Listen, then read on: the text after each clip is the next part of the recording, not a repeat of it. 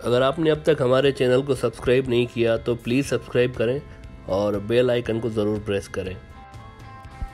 इस वक्त लाखों की तादाद में रिफ्यूजीज़ बांग्लादेश में मौजूद हैं और गैर कानूनी तौर से बांग्लादेश में घुसपैठ करके आने वालों की तादाद भी 10 लाख से ज़्यादा है, जिनमें से अक्सर इंडियन नेशनल्स हैं।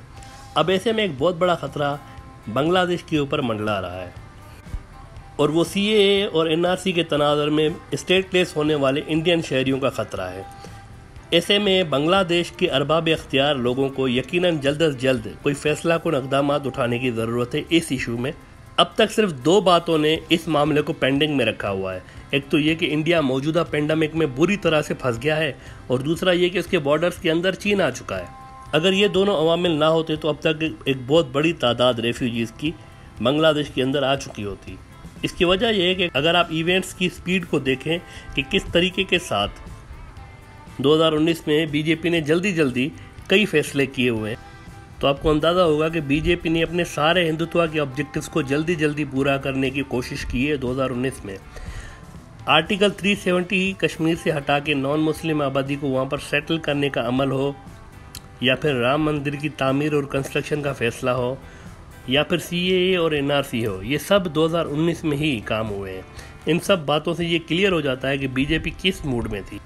अलबत्ता इस वबा और फिर चीन की वजह से कुछ स्पीड उनकी कम हुई है बीजेपी की इन ऑब्जेक्टिव्स को अचीव करने में, लेकिन इसके साथ ही बीजेपी की रेपुटेशन भी काफ़ी गिरी है चाइना और इस वबा से निपटने में नाकामी की वजह से। और बीजेपी की ये हिस्ट्री रही है कि जब उनकी रेपुटेशन गिरने लगती है तो इंडिया में इंतहा पसंदी बढ़ जाती है, जिससे इनकी पॉपुलैरिटी एक बार फिर ऊपर आ जाती है। लिहाजा चीन और इस वबा से फारिग होकर बीजेपी अपने इन अधूरे कामों को पूरा करने की यकीनन कोशिश करेगी। ऐसे में जो सबसे बड़ा असर जिस मुल्क पे पड़ना है वो बांग्लादेश है, क्योंकि आसाम के उन कई मिलियन लोगों को जिनको इंडियन शहरियत से महरूम कर दिया गया है, उनके ऊपर डायरेक्ट बांग्लादेशी होने का इल्ज़ाम लगाया गया है और लाजमन इनको बांग्लादेश भेजा जाएगा, वरना इन पर बर्मी होने का इल्ज़ाम भी लगाया जा सकता था, लेकिन इनके ऊपर बांग्लादेशी होने का इल्ज़ाम लगाया गया है। अगर आपको लग रहा है कि ऐसा नहीं हो सकता और इंडिया ने वर्बली ये वादा किया हुआ है कि इन लोगों को बांग्लादेश नहीं भेजा जाएगा, तो ज़रा इस बात पर गौर करें कि गुज़िश्ता साल जब ये बिल आया और ये मामला उठा, तब बांग्लादेश ने इंडिया से ये डिमांड की थी बहरहाल कि हम रिटन अश्योरेंस दें कि आप इन लाखों लोगों को जिनको आप बांग्लादेशी कह रहे हैं, इनको आप बांग्लादेश नहीं भेजेंगे।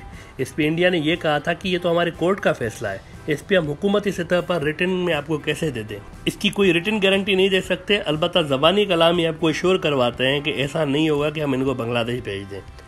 लेकिन फिर क्या हुआ, ये ज़बानी वादा इंडिया का कुछ ही महीनों में हवा हो गया। वो ऐसे कि NRC को इंडिया ने अपनी पार्लियामेंट से भी पास करवा लिया।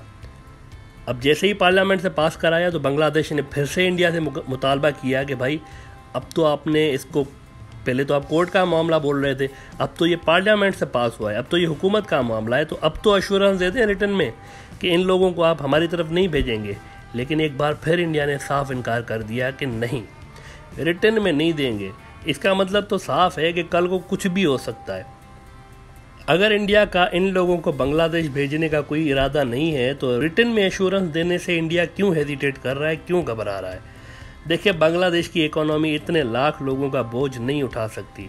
इसके अलावा समाजी यानी सोशल मसाइल अलग से हो सकते हैं इतने लाख लोगों को सेटल करने में, बिलखुसूस जब आप पहले ही बर्मा के बॉर्डर पर इंगेज हैं इस सेम मसले में। 1980s में वहाँ भी NRC लाया गया था और 30 साल हो गए हैं और ये मसला दिन ब दिन बढ़ता ही जा रहा है।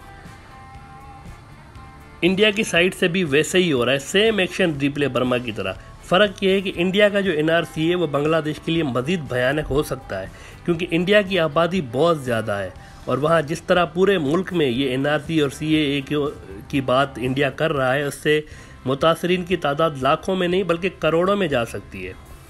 ये करोड़ों लोग नेपाल नहीं भेजे जा सकते, क्योंकि वहाँ से वापस इंडिया आना आसान होता है। भूटान का रकबा और भूटान की आबादी ऐसी नहीं कि इतने बड़े शौक को एब्जॉर्ब कर सके। पाकिस्तान के बॉर्डर की सूरत हाल ये रहती है कि वहाँ पर ज़रा सी मूवमेंट होती है इंडिया की साइड से तो पाकिस्तान सीधा निशाना बना रहा होता है इंडिया की फ़ौजों को। इसलिए वहाँ पर भी इनको ले जाना काफ़ी मुश्किल है इंडिया के लिए। अब आखिर में इन सब पड़ोसियों में सिर्फ एक बांग्लादेश बचता है और ये एक नेचुरल जगह है इंडिया के लिए, जहाँ इतने बड़े लोगों को वहाँ पर इंडिया भेज सकता है। इसीलिए एक प्रोपेगेंडा क्रिएट किया जा रहा है कि ये बांग्लादेशी हैं सारे। अव्वल तो इंडिया कोई रिटर्न गारंटी नहीं दे सकता, और अगर इंडिया ने कोई गारंटी दे भी दी तो उसकी कोई ख़ास हैसियत होगी नहीं, क्योंकि ऐसे में अगर फिर भी वहाँ पर लोग आ जाते हैं तो इंडिया सिर्फ इतना ही तो कहेगा कि ये हमने नहीं भेजे, ये तो घुसपैठिए हैं। जैसे कि बांग्लादेश से भी हमारी तरफ लोग आ जाते हैं। याद रखें कि पिछले कुछ साल से जिस तरह का प्रोपेगेंडा इंडिया ने बांग्लादेश के खिलाफ फैलाया हुआ है कि वहाँ से घुसपैठ हो रही है, ये ऐसा ही नहीं हो रही। ये एक रीज़न क्रिएट करने की कोशिश हो रही है कि अगर कल को NRC वाले लोग बांग्लादेश चले जाते हैं तो हम भी ये कह सकें कि आपकी तरफ से भी तो लाखों लोग हमारी तरफ आ रहे हैं। ये नॉर्मल सी बात है। मौजूदा वक्त आइडियल है बांग्लादेश के पास इस मुस्तकबिल के संगीन खतरे से निपटने के लिए, क्योंकि इंडिया फ़िलहाल बैकफुट पे है। चीन और गिरती हुई उसकी जो मईशत है, उसके अलावा ये जो मौजूदा वबा है, इस वजह से इंडिया बैकफुट पे है। इंडिया के 3 बॉर्डर्स पर मसाइल चल रहे हैं, नेपाल, चीन और पाकिस्तान की तरफ उनके साथ मसले चल रहे हैं बॉर्डर पर। और ये जो मशरकी बॉर्डर है, खाली ये महफूज है, जहाँ पर इंडिया को इस वक्त चैलेंज का सामना नहीं है। इसके अलावा इंडियन इकोनॉमी और ये जो मौजूदा वबा मुल्क के अंदर फैली हुई है, इससे एक इंतशार की सी कैफियत, एक केओस सा फैला हुआ है इंडिया के अंदर, जिसको नॉन इश्यूज़ क्रिएट करके कवर करने की कोशिश की जा रही है। मिसाल के तौर पर कंगना रानावत वाला जो ड्रामा है, जिसका हमने पिछले एपिसोड में जिक्र किया था, ये सब इसी की कड़ी है कि इस बिगड़ती हुई सिचुएशन से लोगों का ध्यान हटाकर रखा जाए जब तक के मामलात कुछ बेहतर नहीं होते। ऐसे में यूनाइटेड स्टेट्स, चीन, पाकिस्तान और नेपाल के साथ मिलकर बांग्लादेश CAA और NRC को ख़त्म कराने में कोई रोल प्ले कर सकता है, क्योंकि US भी NRC और CAA पे शदीद तहफ़्फ़ुज़ात का इज़हार कर चुका है। ये आइडियल टाइम है इस सिलसिले में, क्योंकि अगर आधे एक साल में इंडिया के ताल्लुकात चीन से कुछ बेहतर होते हैं तो ये दबे हुए मसाइल दोबारा शिद्दत के साथ उठेंगे इंडिया के अंदर, ख़ास तौर पर तब जब वहाँ पर इलेक्शन करीब होगा। याद रहे कि राम मंदिर की कंस्ट्रक्शन की तकमील की जो डेट है वो भी जानबूझकर इलेक्शन के करीब रखी गई है बीजेपी की जानिब से। बीजेपी ने इससे अपना कार्ड पहले ही जाहिर किया है कि वो हिंदुत्व के नजरिए के तहत ही आगे बढ़ने जा रहे हैं इलेक्शंस में। लिहाजा ये हाईली पॉसिबल है कि उससे पहले ही मास डिपोर्टेशन का काम भी शुरू हो जाए बांग्लादेश की तरफ, या यूं कहना चाहिए कि डिपोर्टेशन पे काम शुरू हो गया था चीन और उस वबा के आने से पहले। इसका प्रूफ ये है कि गुज़िश्ता साल नवंबर में इंडिया ने 60 लोगों को बेंगलुरु से पकड़ा, जो उनका शहर है बेंगलुरु, और उनको कलकत्ता के रास्ते बांग्लादेश डिपोर्ट कर दिया था, ये कहकर कि ये बांग्लादेशी शहरी है। यानी डिपोर्टेशन का काम गुज़िश्ता साल से ही शुरू हो गया था। जैसे ही NRC और CAA लागू हुआ था, डिपोर्टेशन का अमल शुरू हो गया था।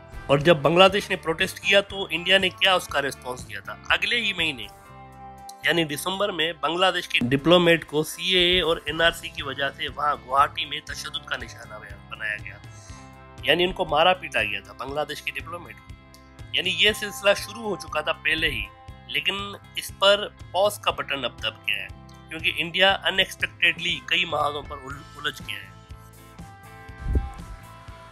जिनकी तवक्को इंडिया को नहीं थी। इंडिया और बांग्लादेश के बीच हालात इतने ख़राब हुए कि कुछ बांग्लादेश के वजीरों की ऑफिशियल विजिट्स भी कैंसिल हुई थी इंडिया में, और बांग्लादेश में भी मोदी ने आना था और वो भी नहीं आ सका था।